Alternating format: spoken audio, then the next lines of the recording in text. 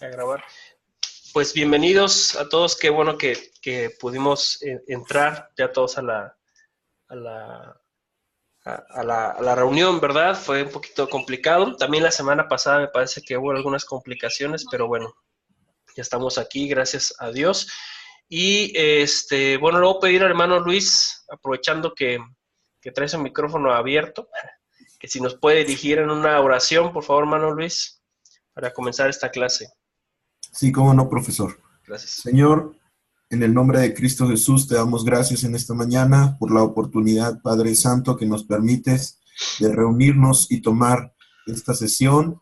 Te rogamos, Padre Santo, que tu Espíritu en esta mañana hable a nuestras vidas y que nos capacite de la manera correcta, Señor, para poder desarrollar tu obra, Señor, que nos has encomendado. Te doy gracias por cada uno de mis compañeros, Señor, y que juntos podamos ser un motivo de gloria para ti. En el nombre poderoso de Cristo Jesús. Amén. Amén. Muchas gracias, hermano Luis. Ok, bueno, vamos a comenzar entonces con la clase de este día y vamos a tocar un tema, pues, que es bastante interesante, debo de decirlo.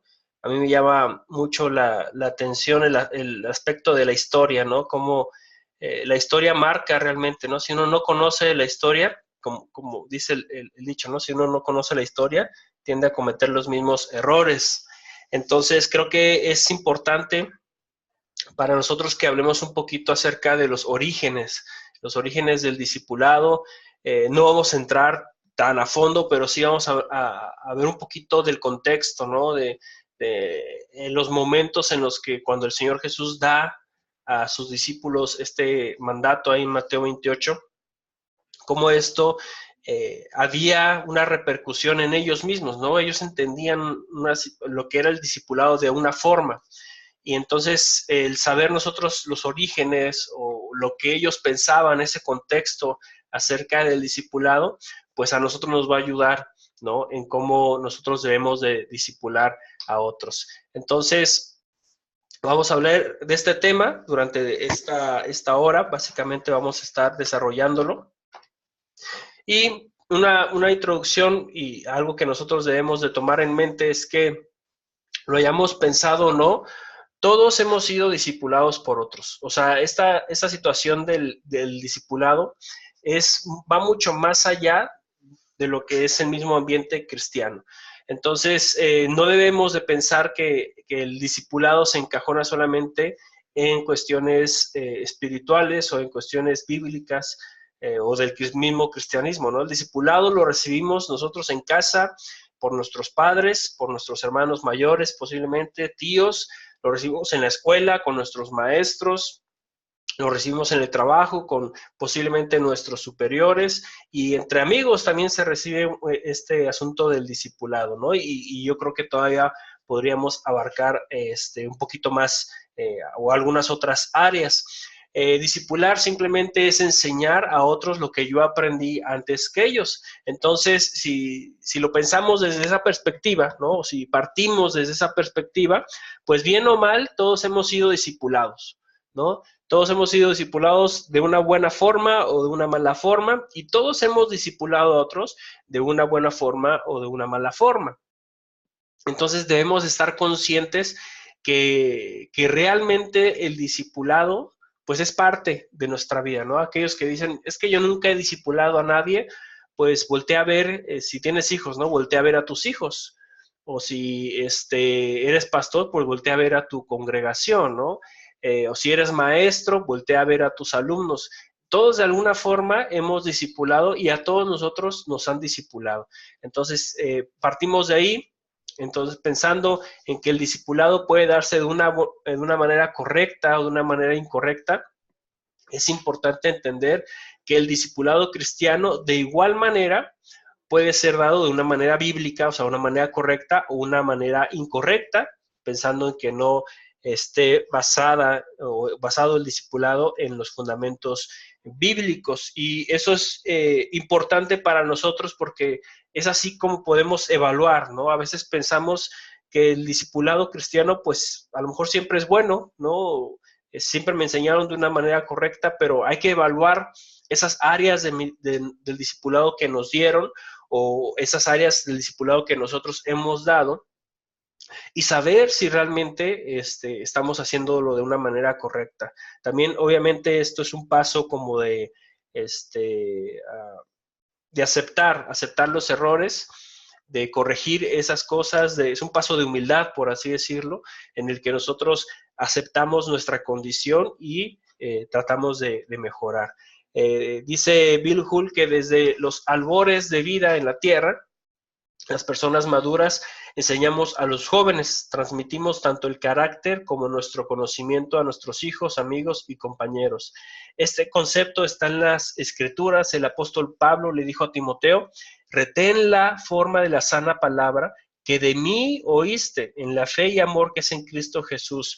Guarda el buen depósito por el Espíritu que mora en nosotros. Y pensando también en esta carta, ¿verdad?, que básicamente es una carta en donde está hablando el discipulador o el maestro a su discípulo, ¿no? Realmente es eso, es un reflejo de esa relación que tenían Timoteo y Pablo. Y estaba también pensando en otro pasaje, ahí mismo en segunda de Timoteo, capítulo 2, versículo 2, que dice, bueno, lo voy a leer desde el 1, dice: así que tú, hijo mío, fortalécete por la gracia que tenemos en Cristo Jesús. Lo que me has oído decir en presencia de muchos testigos, encomiéndalo a creyentes dignos de confianza, que a su vez estén capacitados para enseñar a otros. Y es eso, ¿no? Es básicamente en la mente de Pablo estaba la reproducción de discípulos, el enseñar a otros lo que ya se había aprendido. Y este pasaje es muy famoso porque habla como de 4 generaciones, ¿no? Dice: lo que has oído de mí, pensando en Pablo, ¿no?, la primera generación, y lo que tú has oído, Timoteo, estamos hablando de la segunda generación, en presencia de muchos testigos, encomiéndalo a creyentes dignos de confianza. Esa sería la tercera generación, que a su vez estén capacitados para enseñar a otros, ¿no? Y ahí estamos hablando de las 4 generaciones, ¿no? Esos otros serían la cuarta generación. Entonces, realmente cuando Pablo piensa en lo que hacía con Timoteo, en la enseñanza que él le daba, en el discipulado que formaba en Timoteo, pues no solamente estaba pensando en el propio Timoteo, ¿no? Y esto es una de las bases del discipulado, la reproducción de discípulos, ¿no? La multiplicación de los discípulos. Entonces, por eso Pablo, pensando en cuarta generación, ¿no?, él ya estaba con su mente pensando mucho más de lo que Timoteo era, estaba pensando en los que venían después de Timoteo y los que venían después de los que Timoteo iba a discipular. Entonces, esto es el asunto, ¿no? El discipulado es simplemente esa transferencia de conocimiento, de experiencia, de vida a otra persona con el enfoque de que esa persona haga lo mismo. Y esto se puede ver en todos los ámbitos, ¿no? Obviamente, como cristianos tiene un concepto mucho más elevado por el mandato del Señor Jesucristo. Entonces, como ya hemos visto en la clase anterior, se puede caer en el error de pensar que el discipulado es solo para nuevos creyentes o solo para líderes, o es un escalón que debemos pasar para llegar a un punto más en nuestro liderazgo. Entonces, debemos de ir poco a poco tumbando esas ideas, primero en nosotros y después en los discípulos que vamos a tener, pero también pensando en la congregación, ¿no? Por lo tanto, en esta clase vamos a ver algunos ejemplos de lo que era el discipulado en el primer siglo, ¿no? Cómo ese discipulado en esos inicios, sobre todo en los inicios de la iglesia, era influenciado por lo que Cristo había hecho en ellos, en los apóstoles, pero también por toda esa tradición judía y toda esa tradición grecorromana. Entonces vamos a hablar un poquito acerca de historia, de cómo estas escuelas pues habían formado al discipulado en el primer siglo. Así que vamos a hablar un poquito del contexto de lo que era el discipulado. Y es de mucha importancia entender que en el momento en el que el Señor Jesús asciende a los cielos y le dijo a los discípulos, ustedes hagan también discípulos, estaba el Señor Jesús tomando en cuenta no solo el contexto del pueblo judío y las formas en que ellos llevaban a cabo el discipulado, pero también pensaban en lo que significaba ser un discípulo en el contexto grecorromano, la cultura que terminó siendo de gran influencia tanto al judaísmo como al resto del mundo y como es influencia incluso en nuestros propios días, ¿no? Y esto es también algo bastante interesante, ¿no? Como si nosotros nos transportamos a ese momento en el que el Señor Jesús está ascendiendo y dice a sus discípulos, hagan discípulos, vayan por todo el mundo y hagan discípulos. Esas palabras cuando caen en los propios discípulos del Señor Jesús, pues tenían un contexto, ¿no? Tenían un trasfondo de lo que era ser o hacer discípulos. Y cuando nosotros nos dan una clase o nos dan una predicación o leemos directamente en las escrituras este mandato, tenemos un contexto, tenemos un trasfondo en lo que nosotros entendemos que es el discipulado. Por eso debemos entonces de tomar en cuenta cómo era en el inicio para que nuestro presente, nuestro contexto, no sea el que tome la mayor influencia en cómo vamos a dar ese discipulado. Espero que me esté explicando en ese sentido. Debemos de tomar en cuenta mucho más lo que el Señor Jesús decía y lo que los apóstoles entendían a lo que nosotros ahora entendemos del discipulado. Por todo lo que ya les he comentado, ¿no? Entonces, por eso es importante, ¿no? Llegar hasta tiempos muy antiguos para darnos una idea de cómo lo entendía tanto Jesús como sus discípulos. Entonces, vamos a hablar acerca del discipulado grecorromano. Vamos a ver algunos datos importantes en cuanto a esto. Fíjense lo que dijo Pablo ahí en Hechos 17, 22 al 23. Espero recuerden esta parte de la historia en el libro de Hechos. Dice, varones atenienses, en todo observo que sois muy religiosos, porque pasando y mirando vuestros santuarios, hallé también un altar en el cual estaba esta inscripción, al Dios no conocido, al que vosotros adoráis, pues sin conocerle es a quien yo os anuncio. Entonces, Pablo llega a Atenas y encuentra ¿cómo podemos decir? Este lugar, ¿no? Donde se le daba una adoración al Dios no conocido. Y partiendo de esa información o partiendo de esa oportunidad, Pablo lo que hace es comunicar el evangelio. Y aunque el sermón de Pablo, lo que está hablando ahí, está tratando de hacer ver al griego lo confundido que estaba en cuanto al Dios no conocido, es muy claro que los mismos griegos eran muy aptos para transmitir su filosofía mediante el discipulado. De hecho, la palabra que nosotros encontramos en el Nuevo Testamento viene de su propia lengua, viene del griego, ¿verdad? Entonces, cuando pensamos en la cultura grecorromana y tenemos que ir obviamente a la historia, hay que recordar que primeramente se estableció el imperio griego y después los romanos son los que conquistan, ¿no? Y ya en los tiempos de Jesús eran los romanos los que estaban como el poderío mundial.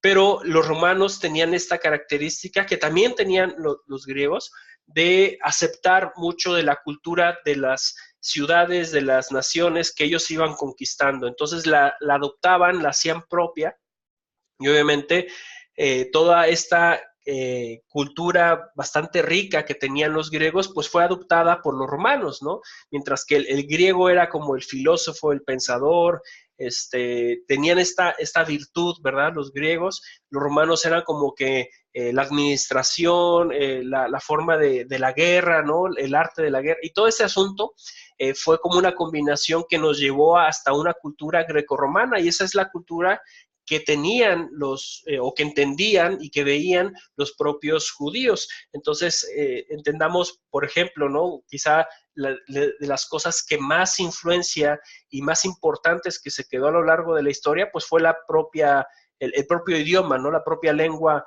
griega. Entonces, como vimos en la clase pasada, la palabra griega para discípulo es mathetes. Y esta palabra, dentro del contexto griego, no nada más bíblico, sino del contexto griego, significa una persona que sigue a su maestro. Esos son macetes. Entonces, los grandes filósofos griegos como Platón, Sócrates, Heródoto, utilizaban la palabra para referirse al aprendiz, aquella persona que me iba a seguir. Y estos grandes filósofos entendían que la vida del discípulo conllevaba el aprendizaje, una relación de sujeción y una vida demandante entrenamiento, ¿no? Entonces, ese era el concepto grecorromano de lo que era el discipulado. Y en eso, cuando ellos, digamos, los grandes pensadores y filósofos tenían discípulos, entendían cuál era la función como maestro y la función del discípulo. Entonces, en base a eso, o con base a eso, trabajaban y aplicaban el discipulado. Dice Bill Hur que 500 años antes del nacimiento de Cristo, un discípulo era el individuo que se comprometía por completo a seguir a un sabio maestro. El significado siguió siendo el mismo hasta los tiempos de Jesús, lo que provee nuestra primera e importante pista acerca de lo que Jesús quiso decir cuando ordenó a sus discípulos que hicieran discípulos. ¿Y cuál es esa gran pista? El compromiso, un compromiso por completo, a seguir a tu maestro, a obedecer a tu maestro, a sujetarte a tu maestro, a creer la forma de pensar y vivir la forma de pensar de tu maestro. Entonces, cuando el Señor Jesús dice, hagan discípulos, parte de esta idea de lo que era un discípulo venía de parte de esta cultura grecorromana que entendían perfectamente los propios discípulos del Señor Jesucristo. Otra parte también bastante relevante en cuanto al discipulado o los orígenes del discipulado era el hebreo, ¿no? Esta influencia que tenían los hebreos mismos. Y mientras que la filosofía griega apuntaba a encontrar la verdad a través de diferentes direcciones, la filosofía hebrea entendía que solo había un camino a encontrar la verdad. Y es posible que este sea la gran diferencia entre estas dos formas de pensar, ¿no? O entre estos dos discipulados. Los griegos entendían que había muchas formas, muchas direcciones, muchos dioses, muchas formas de pensar, muchas filosofías, ¿no? No era lo mismo la filosofía de Platón que la de Aristóteles. Entonces todo iba cambiando en ese sentido, mientras que obviamente el judaísmo, siendo monoteísta, siguiendo a un solo Dios, pues ellos sabían que solo había un camino, solo había una forma de hacer las cosas, y eso era en base a lo que la palabra o la ley decía. Por lo que la palabra discípulo tiene un significado un tanto diferente para los judíos, quienes, es importante decirlo, practicaban obviamente el discipulado varios siglos antes de lo que los griegos lo hacían, ¿no? Entonces, para resaltar este asunto, el equivalente hebreo de discípulo es talmid, que significa el enseñado. Otra palabra utilizada en el Antiguo Testamento es el limud, que significa habituado a. Entonces, el uso de estas dos palabras, si nos fijamos, indica un poco la relación personal que el maestro tenía con su discípulo, ¿no? El maestro tenía esa capacidad de enseñar a su discípulo de una forma más relacional todavía, ¿no? Mientras que es posible que en el discipulado grecorromano el discípulo iba a la escuela, iba a recibir conocimiento de parte de su maestro y hasta ahí esa era la relación. Realmente en el discipulado hebreo había una relación mucho más personal. No solamente era siéntate que yo te voy a enseñar, sino camina conmigo, ¿no? Ve mi vida, hagamos esto, hagamos aquello. Tenían más esa intención. Aunque no encontramos muchas veces estas palabras en el Antiguo Testamento, se puede ver en la práctica varios ejemplos de cómo ellos, o sea, los hebreos, llevaban a cabo el discipulado. Entonces vamos a ver algunos ejemplos del discipulado en el Antiguo Testamento, pero antes me gustaría saber si hay algún comentario que quieran hacer, alguna aportación, si hay hasta ahorita alguna pregunta, mis hermanos.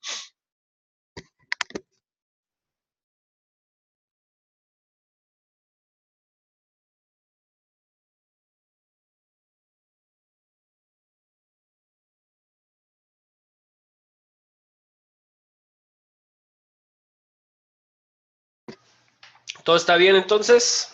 ¿Seguimos?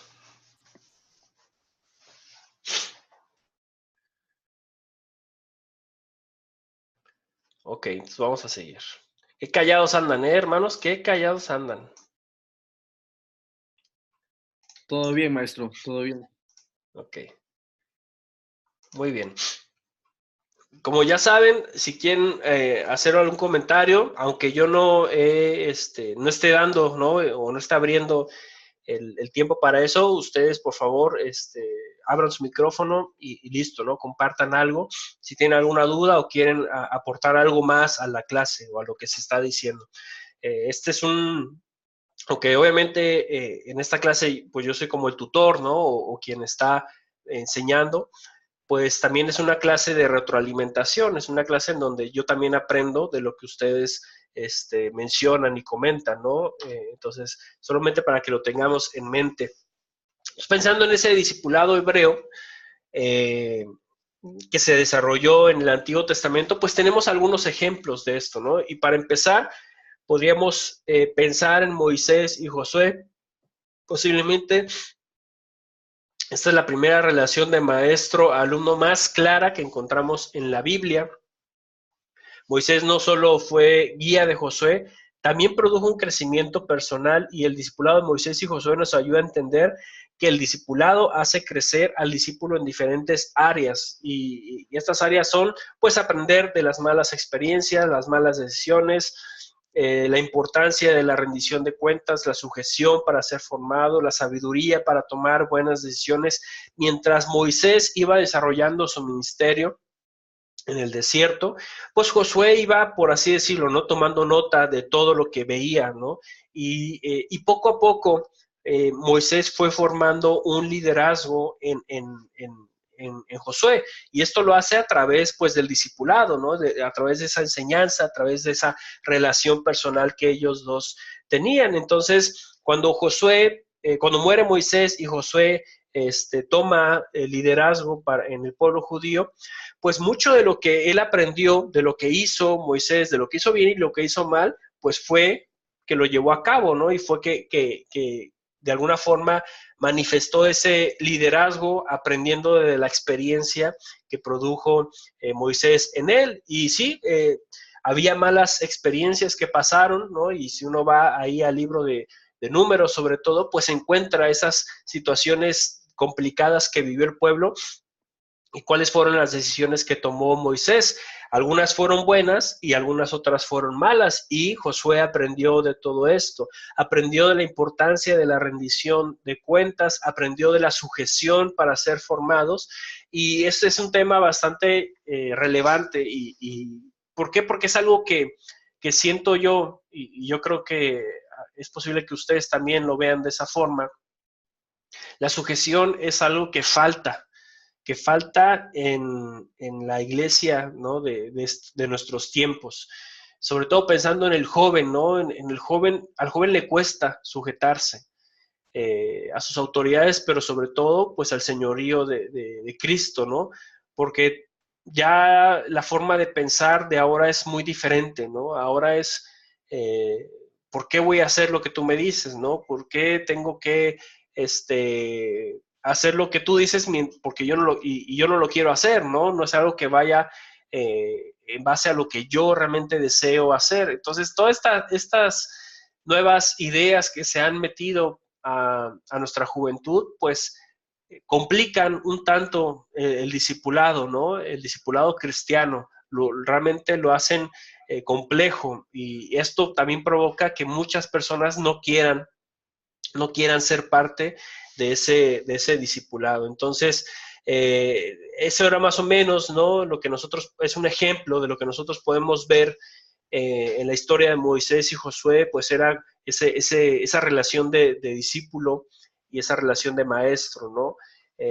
Obviamente podemos, al leer un poco más acerca de ellos dos, pues darnos más cuenta de esta relación que ellos tenían. También los profetas, en la Biblia encontramos varios registros de profetas que tenían sus propios discípulos. Quizá uno de los casos más conocidos era el profeta Samuel. Si uno va ahí a Samuel, 1 Samuel 10:5, Samuel ordenó a Saúl encontrarse con una procesión de profetas en preparación para su ascensión al trono de Israel. Estos profetas que se mencionan ahí en ese capítulo parecían estar bajo el mandato de Samuel. Entonces, los mismos profetas tenían sus propios discípulos. Uno piensa en el propio profeta Samuel y la relación que tenía con el sumo sacerdote, ¿no? Entonces, ahí hay varias relaciones muy particulares, ¿no? Igual, pensamos en Isaías y es lo mismo. Entonces, tenemos algunos casos en cuanto a esto. Y ya durante el primer siglo podríamos pensar que el mundo del Medio Oriente en el que Jesús nació estaba sumergido en la tradición del aprendizaje. Había varias escuelas de enseñanza religiosas que sostenían su postura con gran pasión. Esto es lo que nos dice Bill Hull. Y aquí llevo una pregunta que me gustaría que participaran algunos de ustedes, si es posible. Y esa pregunta es, con base al registro de los evangelios, ¿cuáles eran las escuelas de enseñanza religiosa en Israel? Y si nos pueden hablar un poquito acerca de eso. ¿Alguien que guste comentar, por favor? Pues posiblemente la más importante haya sido la de los fariseos en el tiempo de Jesús, que viene desde el tiempo de la liberación de Israel durante un periodo de 100 años, ¿no? Del Imperio Romano, y de ahí se forma o tiene las bases el fariseísmo, que debe ser tal vez lo más representativo de la religiosidad, también del discipulado y de la disciplina. Ok, gracias, hermano Nahum. ¿Alguien más?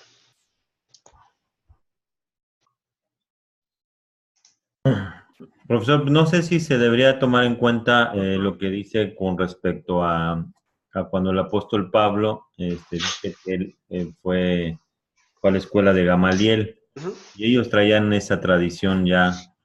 De hecho, en el Nuevo Testamento hay comentarios acerca de que ellos formaban prosélitos, ¿no? Formaban gente que después, no sé si se refiere precisamente al discipulado que daban ellos, pero que era un discipulado erróneo por lo que representaban y hacían. Okay, sí, hay varios casos, ¿no? Muy específicos, y Pablo es como ese ejemplo, ¿no? De lo que él mismo fue formado, cómo fue formado con Gamaliel, a los pies de Gamaliel, y cómo él formó también a sus discípulos, a sus propios discípulos. Y tenemos, como dice, ¿no? Los fariseos, quizá esta es la escuela más famosa, ¿no? En el Nuevo Testamento, pero está también los saduceos, están los celotes, aunque no eran propiamente una escuela. No era propiamente una escuela, ¿no? Sino sí, eran no era propiamente, más como un movimiento, ¿no? Un movimiento político, sobre todo. Pero tenían esta característica, ¿no? De la enseñanza, de pasar de mi enseñanza a otro, ¿no? Mi conocimiento a otro. Entonces, todas estas escuelas se levantaban en los tiempos del Señor Jesucristo. Y como bien comentó, me parece, hermano Nahum, fue en un periodo muy específico que se forman estas escuelas, pero ese periodo no fue en el periodo de los romanos, sino fue mucho antes. Se cree que los mismos fariseos ya venían desde el tiempo que estuvieron en Babilonia, ¿no? Ese es un dato, pero se conoce un poco más de ellos ya cuando regresan y están los griegos como el imperio que los estaba dominando. O sea, en ese tiempo es cuando más empiezan a tomar esta importancia, estas escuelas, sobre todo el fariseísmo y los saduceos, ¿no? Y una vez que entran en su periodo de libertad, el pueblo judío, que es más o menos unos 100, 130 años aproximadamente, en ese periodo de libertad es cuando estas escuelas pues saltan, ¿no? Como que brincan y empiezan a tomar el liderazgo ya de todo el pueblo. Y cuando uno pensaría, ¿no? Que la libertad de un pueblo pues trae la paz al mismo pueblo, lo que realmente produjo fue hasta guerras civiles, ¿no? Entre las escuelas, los fariseos y los saduceos, entendiendo que la forma del saduceo de pensar era así un tanto el asunto de la ley, pero se quedó mucho con el helenismo, ¿no? Con muchas cosas de la filosofía helénica que le gustaron, que se hicieron propias. Entonces ahí chocaron con los fariseos y hubo este conflicto, esta guerra civil, y que después vino pues Roma, ¿no? Y ya los gobernó. Pero estas escuelas permanecieron todavía después de esto y lo vemos ahí muy claro en el Nuevo Testamento. Entonces, había esta forma de pensar, ¿no? Esta manera de enseñar nunca se detuvo, ¿no? Los fariseos quizás son, como les decía, la más clara manifestación de esto. La escuela, la enseñanza, el discipulado como tal, nunca se detuvo en el pueblo de Israel, ¿no? Vamos a ver algunas características. Déjenme cerrar aquí. Algunas características del discipulado del primer siglo. Primero, la decisión de seguir a un maestro. Y esto es bastante importante porque es una decisión, ¿no? La que hace el discípulo. El discípulo tiene la opción tenía la opción de escoger a su maestro siempre y cuando cumpliera con ciertas normas que pedía el maestro. Esto es muy parecido a nuestros tiempos. Pensamos en las universidades, ¿no? Pero una vez que tomaba la decisión, el compromiso del discípulo debía ser completo. Y es una característica bastante importante. Era una decisión que se tomaba y muy a diferencia, ¿no? De lo que nosotros a veces pensamos acerca de que venga una persona y me diga o nos diga, ¿sabes qué? Quiero que me discipules. No sé si voy a hablar solo por mí, ¿verdad? Pero en ocasiones uno está bien ocupado, ¿no? Y dice, ay, pues, o ya tienes 2, 3 discípulos y dices, híjole, un discípulo más, no sé, te la piensas. En ese entonces, el que tú empezaras a tener más discípulos y más discípulos, pues lo único que hacía era darte importancia a ti. Entonces, para ellos era, mientras más discípulos tenga yo, pues soy una persona más reconocida, ¿no? Y soy una persona más importante en la ciudad o en el pueblo donde yo viva, ¿no? La gente me reconoce. ¿Por qué? Porque tengo muchos discípulos. Entonces, esa era la forma de pensar. Por lo tanto, ellos en general, si el discípulo cumplía con ciertas características, pues simplemente le decían sí, ¿no? No tenían realmente mucha objeción. Y es la forma, ¿no? También quizá un poco en lo que nosotros pensamos en las universidades del día de hoy. Tú como estudiante tienes que cumplir algunos requisitos, pero en general la universidad lo que quiere es llenarse de alumnos. Muy parecido al pensamiento de ese entonces. Pero quizá lo que cambia ahora es ese asunto, ¿no? Lo que dice al final, el compromiso del discípulo ya debe de ser totalmente, debe ser completo, no es a medias, no es un compromiso a medias, no es como que hoy sí, mañana no estoy tan seguro y ya después, no. Era un compromiso total a seguir a su maestro. Entonces, esta es una de las características importantes del discipulado del primer siglo y que nosotros mismos podemos compararlas, ¿no? Con el día de hoy y ver qué tan discípulos hemos sido, pensando en esta característica, si realmente somos tan comprometidos y también pensar en los discípulos que nosotros tenemos o vayamos a tener. Segundo era la memorización de las palabras del maestro.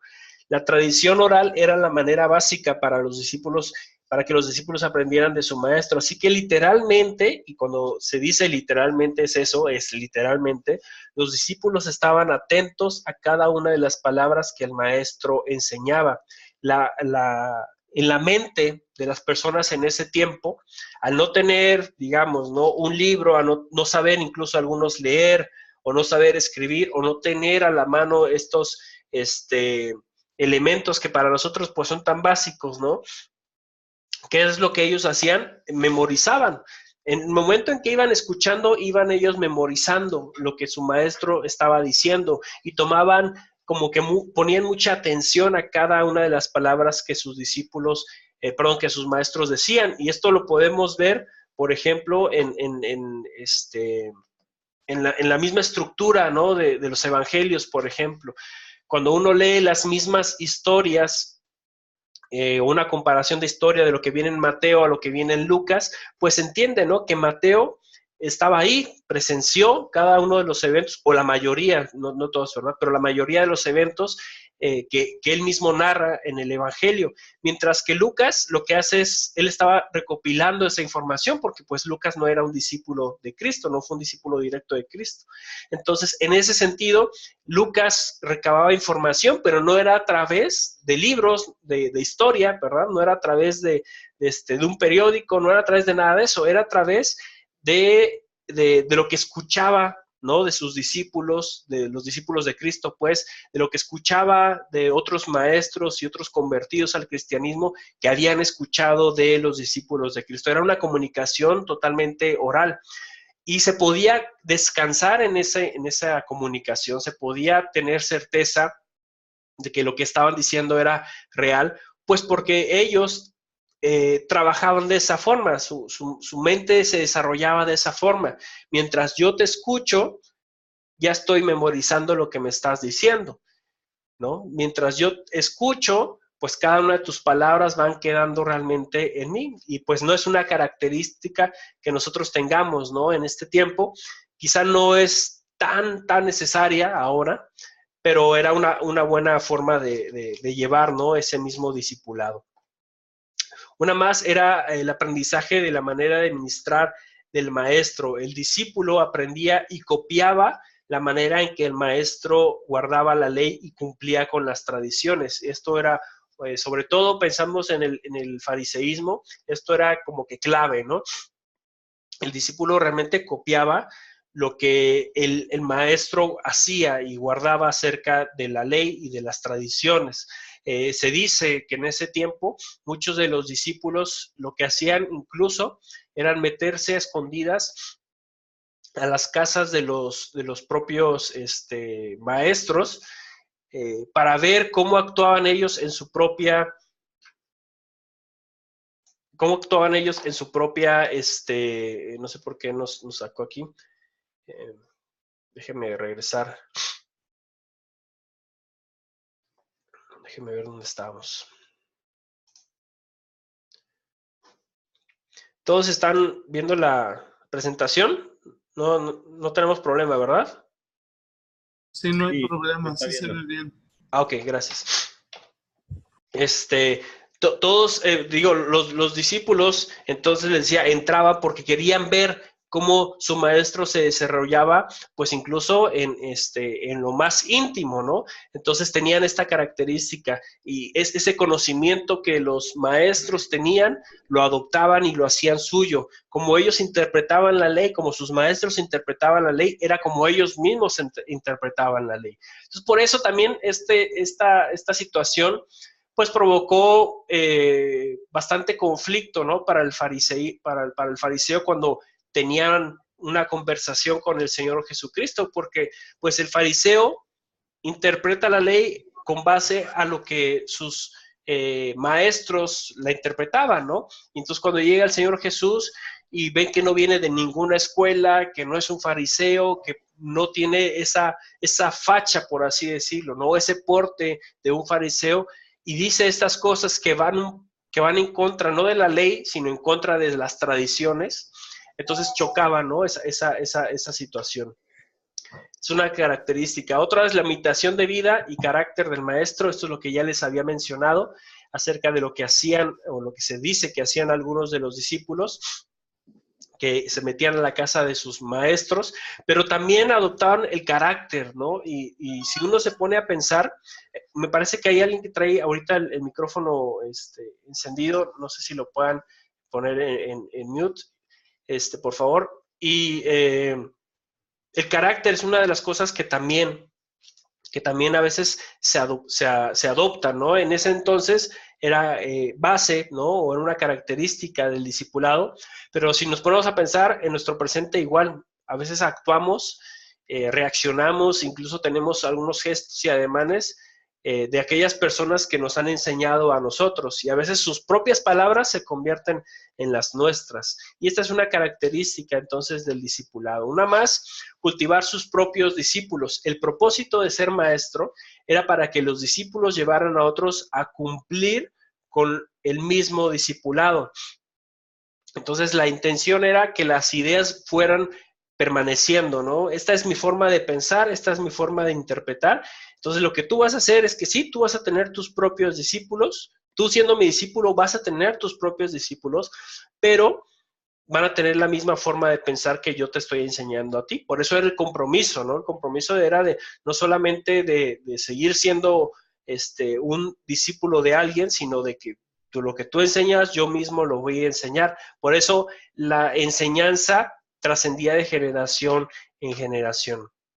Esto es un poco en cuanto a las características, ¿no?, de ese discipulado del primer siglo. Ahora vamos a entrar a lo que es el discipulado del Señor Jesús.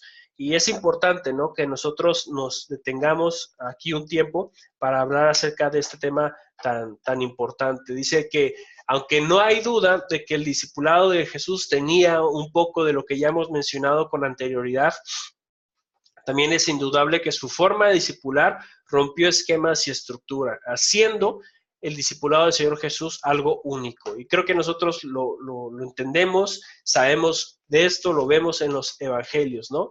Y vamos a ver algunas cosas en las que era único. Y era único en cuanto a quienes eligió. Jesús eligió a hombres que contaban con el material más básico para ayudarlo a rescatar al mundo, comenzando en Jerusalén. Ellos tenían pasión y hambre espiritual, pero eran lo suficientemente comunes como para trabajar fuera del sistema religioso. Tenían que renunciar a muchas cosas, pero algo a lo que no tendrían que hacerlo era una carrera religiosa.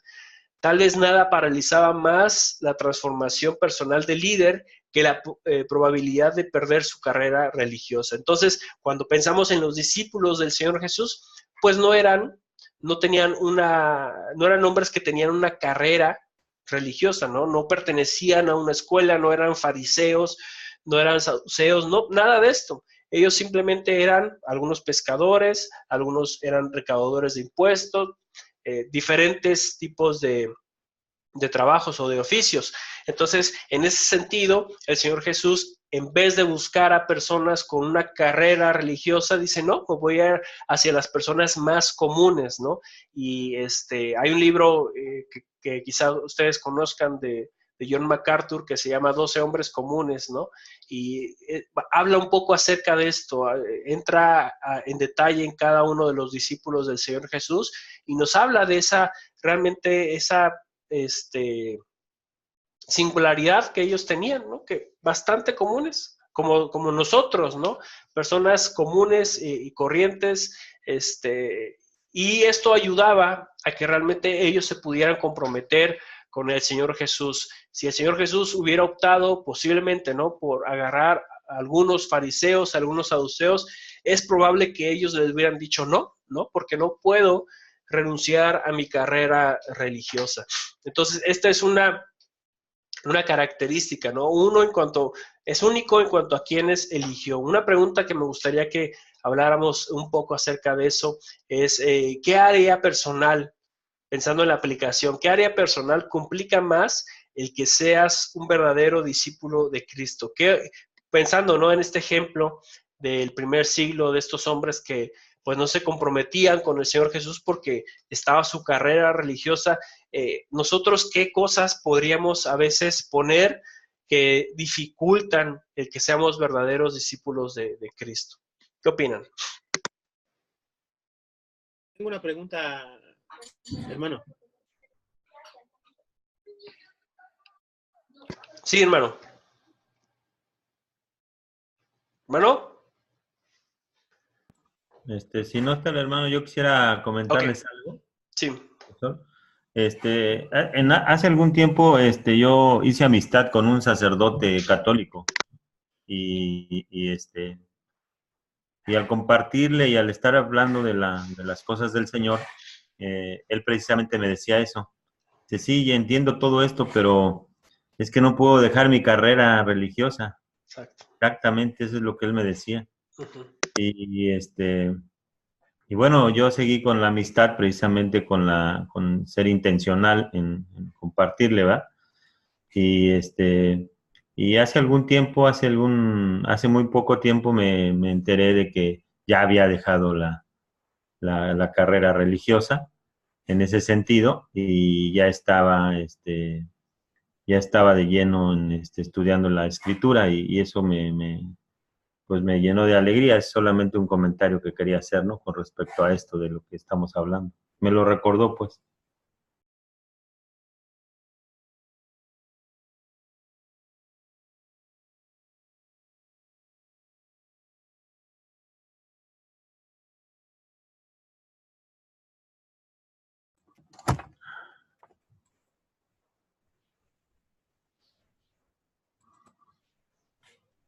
No escuchamos su micrófono, profesor. Perdón.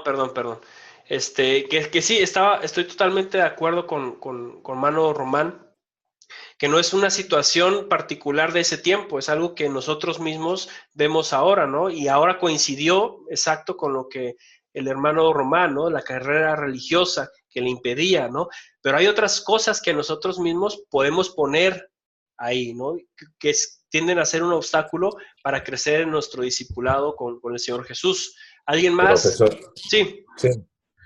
Yo pienso que la barrera más grande que nos impide tanto aprender como crecer o ser un verdadero discípulo es el orgullo, primero, la falta de humildad para reconocer que no sabemos todo o que necesitamos aprender.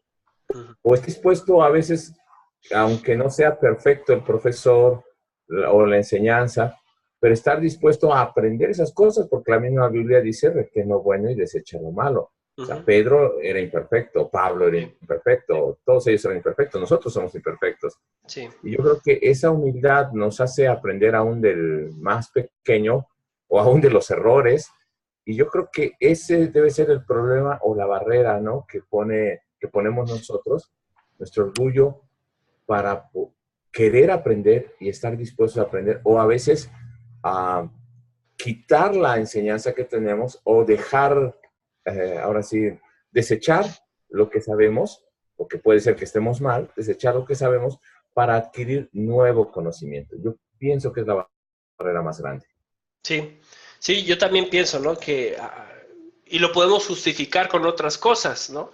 Podemos justificar con el tiempo, con que estoy metido en esto, en la carrera, o en mi trabajo, pero sí creo que al final es el orgullo, porque el orgullo es el que nos hace, si tú no eres una persona orgullosa, si tú no eres una persona orgullosa o estás trabajando en esa área, pues te vas a dar cuenta que esos son pretextos al final, ¿no? Lo que realmente no te deja es lo que hay en ti, lo que no te permite acercarte y tener un verdadero discipulado con el Señor Jesús, pues eres tú mismo, ¿no? Con el orgullo, con la falta de deseo, con mis ilusiones y anhelos que están en otras cosas, ¿no? Entonces, sí, creo que hay varias cosas que podemos ahí tomar nosotros en cuenta. Gracias, hermanos, por su participación. Vamos a seguir. También era único porque redefinió lo que es un discípulo. Jesús dijo que sus discípulos no debían reclutar discípulos para ellos mismos. Esto quiere decir que los discípulos de Jesús no deberían jamás tomar el rol del maestro, ¿no? Del gran maestro. Hoy día seguimos siendo discípulos llamados a ser más discípulos, pero para Cristo. Esa era la gran diferencia. Yo no te formo o yo no te discipulo, pensando en el discipulado cristiano, para que simplemente me sigas a mí o siempre yo ser tu maestro, ¿no? Yo te voy a instruir, te voy a ayudar con ciertas cosas, pero mi enfoque es que termines tú siendo y teniendo una relación con Cristo. Y es lo que mencionábamos, me parece, la semana pasada, uno de ustedes mencionó este asunto, ¿no? Sí, realmente no formamos a la gente para que sean simplemente imitadores de nosotros al 100, sino para que, viendo nuestro ejemplo, lleguen a ser discípulos del Señor Jesucristo. Y esa es la gran diferencia, o una de las cosas más diferentes que tiene el discipulado del Señor Jesús como tal, con el discipulado de los demás. Cuando los discípulos de Jesús escucharon el mandato de ir y hacer discípulos a otros, ellos estaban pensando específicamente, ok, yo voy a hacer discípulos, pero para Cristo, para el Señor Jesús. Único porque se basó en la amistad y el respeto. Y esto también es bastante importante. El Señor Jesús, aunque sí realmente es el maestro de maestros, no es el Señor, tenía esta relación muy personal con las personas, con sus discípulos. Aunque sí en muchas ocasiones fue duro con sus discípulos, también reflejaba amor, ¿no? Y a veces los maestros no son tan así o no somos tan así con nuestros discípulos. Entonces tenían esta relación única, perfecta, ¿no? Del Señor Jesucristo hacia sus discípulos. Entonces, es común esta clase de discipulado en la actualidad. Podríamos nosotros pensar, ¿no? Un poquito y reflexionar en esta pregunta. ¿O qué tan común es esta clase de discipulado en mi propia vida, ¿no?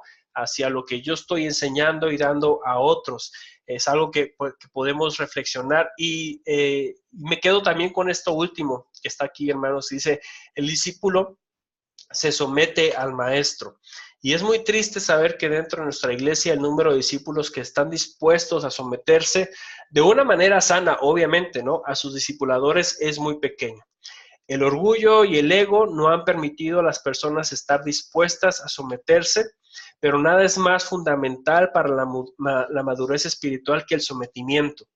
Y eso lo vemos ahí en Efesios 5:21. Es necesario el podernos someter nosotros mismos primero a Cristo, ¿no? Y obviamente también a nuestras autoridades, siempre y cuando sea de una forma sana, ¿no? Porque también hemos escuchado en muchas ocasiones del abuso, ¿no? Abuso de pastores, abuso de líderes que toman ese rol de líder para someter de una mala forma a otros, ¿no? Pero el sometimiento es necesario en nuestras propias relaciones personales, ¿no? El someternos unos a otros, el estar dispuestos a estar por debajo del hermano, de servirle al hermano, tener esta característica de humildad, ¿no? Pero entendemos, ¿no? Que el orgullo y nuestro propio ego no nos permiten actuar de esa forma. Entonces, debe de haber una transformación interna, una transformación espiritual en ese sentido, para que podamos ser verdaderos discípulos del Señor Jesucristo. A veces nos cuesta incluso someternos al propio Señor Jesús, ¿no? Y ya hemos hablado un poco de ese tema, pero es simplemente el asunto del ego y el orgullo que no nos permite hacerlo. Entonces, estas son algunas características del discipulado en los orígenes, ¿no? En los comienzos, por así decirlo, sobre todo en los tiempos del Señor Jesús. Y bueno, espero que nos haya ayudado a todos nosotros, ¿no? Yo cada vez que expongo esto, reflexiono, ¿no? En mi propia vida, analizo qué es lo que estoy haciendo bien ya, ¿no? Dónde estoy ya mejorando y en qué cosas todavía me falta por mejorar. Pero es un crecimiento, ¿no? Que vamos a estar desarrollando día a día. Mis hermanos, por ahora terminamos ya la clase. No sé si hay algún comentario extra que quieran hacer. ¿Alguna pregunta en cuanto a su tarea o algo? Sí, hermano Carlos, por favor. Gracias, saludos a todos. Hay dos cuestionamientos que surgieron en cuanto a las características del discipulado del primer siglo. Compartió hasta dónde llegan o repercuten las características del discipulado, de la persona que va a ser discipulada, ¿verdad? Uh-huh. Pero mi pregunta es también, ¿hasta dónde está la responsabilidad del maestro hacia su discípulo? En aquel entonces me imagino que pues tenían la necesidad de trabajar, de atender a sus esposas, a sus hijos, si los hubiera, etcétera. Pero ¿hasta dónde recaía la responsabilidad del maestro sobre su discípulo? Uh-huh. Segundo lugar, en cuanto se mencionó la segunda característica en la memorización de las palabras del maestro, mencionó también que puede haber, no sé si use bien la expresión, una especie de discipulado en paralelo, es decir, el discípulo cercano al maestro, él a su vez era investigado o era seguido por otra persona que tenía el interés y pues de alguna manera indirectamente, al mismo tiempo, él iba haciéndose discipulado, a lo mejor sin el compromiso tan apegado de seguir al maestro. Bueno, de esas características son las dos primeras dudas que tengo. Ok, pensando en el compromiso, ¿no? del maestro. Bueno, creo que nuestro claro ejemplo debe ser el Señor Jesús, ¿no? Partiendo de ahí. Cómo el Señor Jesús se comprometió con sus discípulos. ¿Hasta qué grado? ¿Hasta qué punto? Bueno, pues hasta la cruz, ¿verdad? Se comprometió hasta ese punto. Entonces, nosotros como maestros, nuestra idea es encaminarlo nuestro compromiso más importante debe ser encaminar a nuestro discípulo a llevarlo a Cristo, ¿no? Porque si no se vuelve un discipulado secular, o sea, si es el seguirme a mí, si mi compromiso es que tú aprendas solo de mí, pues se vuelve en un sentido como secular. Por eso es importante que nosotros entendamos que lo que estamos haciendo es llevando a la gente hacia Cristo, apuntándola hacia Cristo, dándole herramientas, dándole consejos, hablando de nuestra experiencia, llevándolo a ese compromiso con Él. ¿Por qué? Porque al final somos tan imperfectos que podríamos, aunque estamos comprometidos, a ser un discipulado imperfecto. Entonces, qué mejor que llevarlo mejor a Cristo y entonces que sea Cristo el maestro quien se compromete y quien discipula a quien nosotros lo encaminamos, ¿no? En cuanto a la otra, realmente me costó un poquito, hermano, entenderle la pregunta, ¿no? Entonces no sé si lo pueda repetir así como más concretamente. Sí, con todo gusto. Mencionamos los evangelios, por ejemplo, de Lucas y de Mateo, quien vivió directamente siguiendo los pasos de Cristo y quien recopiló como una especie de periodista todo lo que se decía y se dijo acerca del Señor Jesús.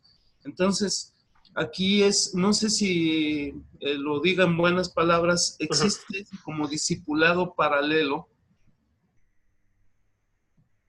No, estaríamos hablando de un discípulo de segunda generación, ¿no? Más bien. ¿Es lo que quiere decir, hermano Carlos? ¿Como un discípulo del discípulo? Exactamente, porque finalmente Lucas terminó trabajando y sirviendo a Pablo. A lo mejor su función primera de recolección, de querer compartir lo que él aprendió acerca de todo lo que recopiló de los apóstoles, finalmente fue usado ya con Pablo para concluir su ministerio. Sí, mire, el discipulado en paralelo, o sea, lo que yo entiendo por lo que usted me está comentando es, por ejemplo, ¿no? Yo soy un maestro, por así decirlo, tengo mi discípulo y mi discípulo tiene un discípulo. Si eso es bueno o es efectivo es la pregunta, o si sucede. Porque de que sucede, sucede. O sea, me ha tocado ver, ¿no? Casos en los que hay un maestro, tiene su discípulo y ese discípulo ya está formando otro discípulo. Y sí, debería de incluso existir eso. No sé qué tan temprano, ¿no? Qué tan temprano que uno como discípulo ya está formando a otros y yo apenas estoy comenzando. Creo que ahí sí tendría que variar un poco el tiempo, dependiendo de mi propio crecimiento. Pero al final es eso, ¿no? Ahí es donde existe la cadena, ¿no? No voy a esperar a que yo termine, porque nunca, es lo que también yo les quería comentar y creo que lo he mencionado en la clase pasada, nunca se acaba como tal el discipulado. No es un programa de un año. Entonces yo sigo siendo formado, a lo mejor ya no tan directamente con quien me llevó a Cristo, pero sí ya con Cristo. Entonces yo sigo siendo formado y sigo aprendiendo y sigo creciendo. Pero yo mismo ya tomo a un discípulo y el yo tomar a un discípulo es un reflejo de que estoy creciendo, ¿no? De que estoy aprendiendo, de que estoy comprometido con el mismo discipulado como tal.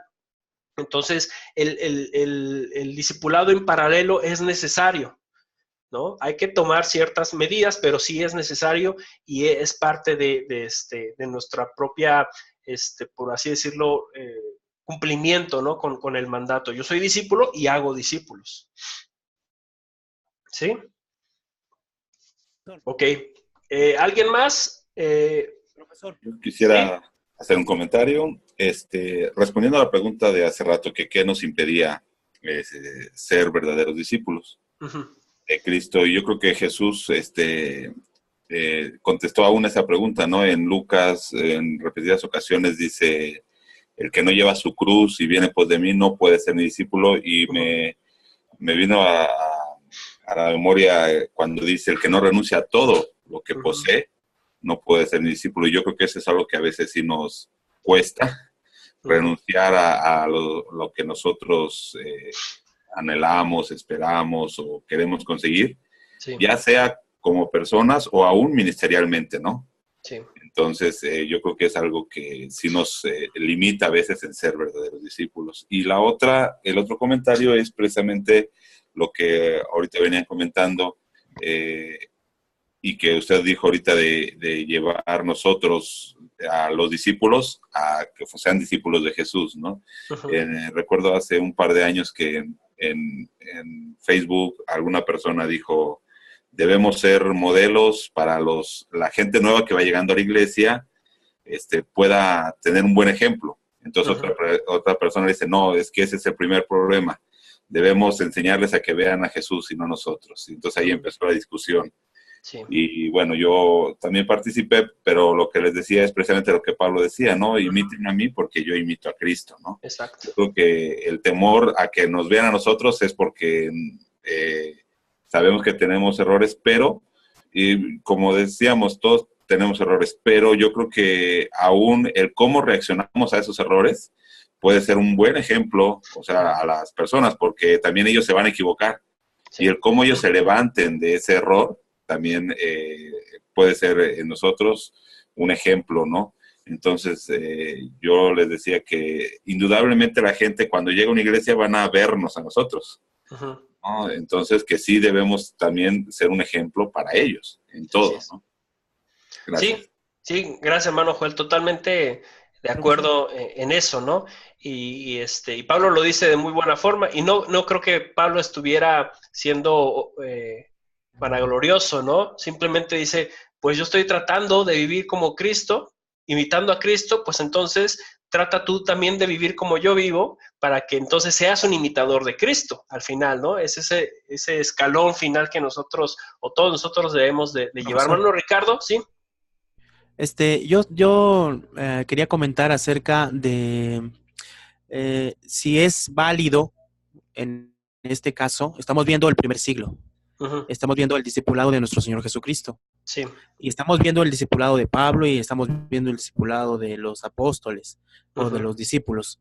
Pero, su contexto es totalmente diferente al nuestro. Claro. Su trasfondo cultural es, pero muy abismal, la diferencia entre ellos y nosotros. Para empezar, por la cultura judía, ellos están acostumbrados a ser discípulos desde chicos, desde niños. Es una cultura que se va creando en la persona, en el individuo, y que va creciendo con esa cultura de ser discípulo de alguien. Sí. Inclusive yo también pienso en las palabras de Pablo cuando dice: imítenme a mí.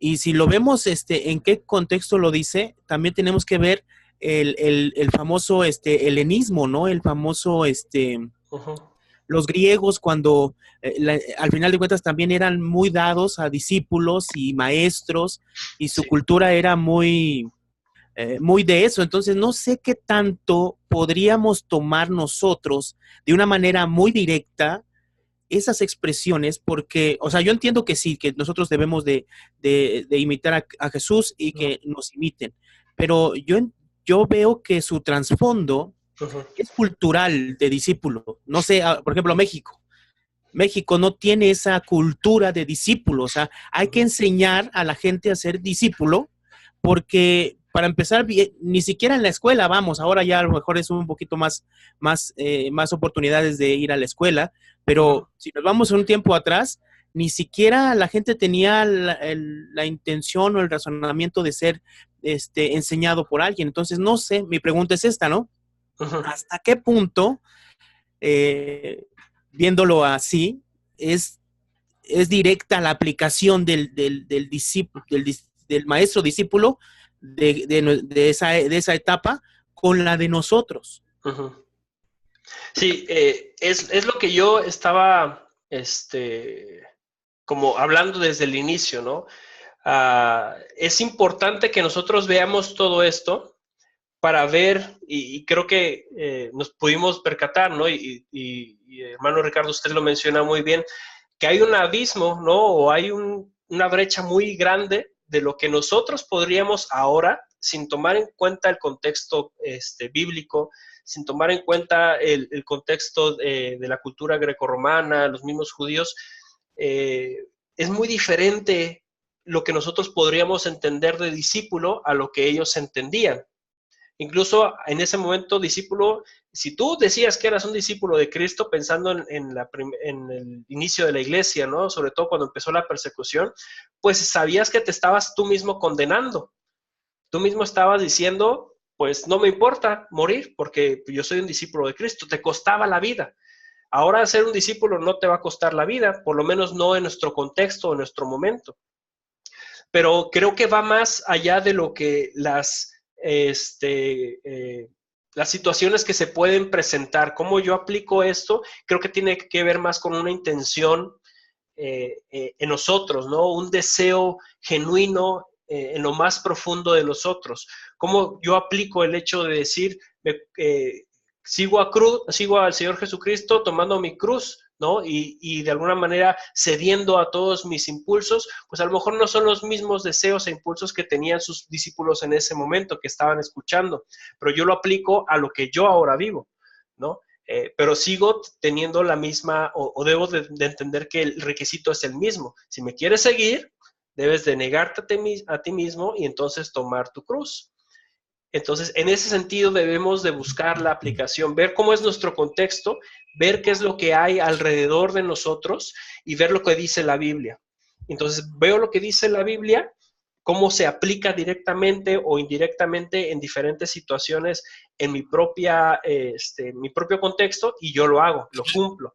Entonces, el compromiso es el mismo. Al final el compromiso debería ser el mismo. Ese compromiso en el que pensaba Pedro, por ejemplo, el que pensó Leví cuando le dijo el Señor Jesús, sígueme, y que se levantó y dejó todo, pues es el mismo compromiso que yo tengo. No me voy a levantar de una mesa de los tributos, pues porque no soy no me dedico a eso. Pero sí tengo, digamos, mi familia posiblemente, ¿no? Que pueden llegar a ser como un estorbo para mi acercamiento o el seguir a Jesús, mi propio trabajo, ¿no? Mi propia forma de ser, mi carácter, cosas que me están impidiendo acercarme al Señor Jesús. Y me gustaría, hermanos, continuar, pero ya se nos acabó el tiempo y va a entrar otro maestro a dar clase. Entonces, para que no se nos corte la clase y lo dejemos todo así, pues simplemente quería agradecerles por su participación. Esta clase tiene, si se fijan, ¿no? Los que tomaron conmigo hermenéutica, esta clase tiene más la intención de que participemos y hablemos todos y nos nutramos todos, ¿no? De lo que podemos estar compartiendo. Voy a dar por concluida la clase, sobre todo por el asunto del tiempo, pero si hay alguna duda en cuanto a su tarea, en cuanto a lo que hay que hacer, todavía el plazo es hasta el domingo. Entonces, por favor, lean el libro. Si no han encontrado el libro, si ustedes ponen en Google panorama no, ese no es el libro con ustedes, ¿verdad? No, ustedes tienen, sin problema, perdón, pensé en otra clase que estoy dando. Sí, ya está, ahí tienen su lectura, ¿no? No hay ningún problema. Ya vi algunas participaciones en el foro, pero les pido a los demás que también participen, por favor. Estamos en contacto, mis hermanos, cualquier duda, ahí estoy, y pues que Dios les bendiga mucho. Nos vemos el próximo viernes en nuestra clase. Dios les bendiga, hermanos. Amén, Dios les bendiga a todos. Hasta luego. No. Buen fin de semana, bendiciones a todos. Muchas gracias. Hasta luego. Que Dios les bendiga. Igualmente, Dios les bendiga.